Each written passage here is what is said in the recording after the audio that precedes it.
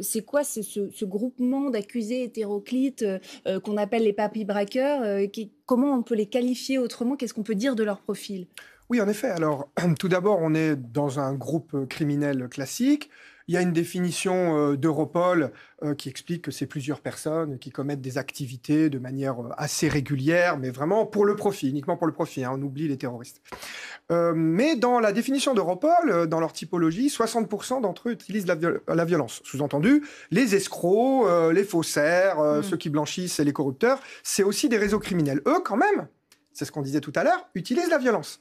Et je notais, et je pourrais dire à l'avocat, que lorsque j'entends un des accusés dire qu'il n'a pas commis un braquage, bon, bah à la rigueur, s'il avait commis un braquage face à des professionnels armés, etc., c'est grave, mais il a séquestré quelqu'un. Et la séquestration, c'est très grave. Donc, c'est pas pour rien que ça se joue aux assises, voilà. Donc, définition d'Europol, seuls 60% utilisent la violence, ils en font partie. Moi, je pense qu'on est déjà plus dans le crime organisé, c'est la définition de la Convention de Palerme.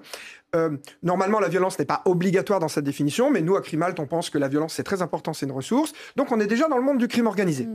Le banditisme, ce qu'on appelle le banditisme et le grand banditisme, bande, bandisme, c'est associatif, mais on entend violence. On entend qu'on est capable de s'entretuer pour placer des machines à sous, pour taper des femmes, pour faire du proxénétisme forcé, etc. Voilà, prostitution forcée, proxénétisme.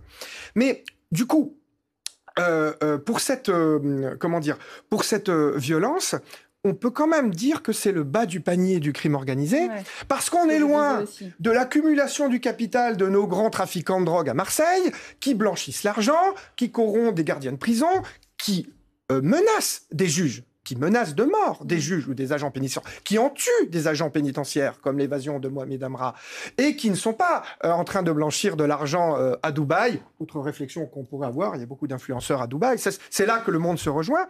Donc c'est le bas du panier, mais ça ne veut pas dire que c'est pas important pour la victime. Voilà, c'était asymétrie entre utilisation de la violence, qui est dure pour la victime, et bas du panier dans le monde du crime organisé. L'autre asymétrie qu'on a un petit peu évoquée, mais sur laquelle on va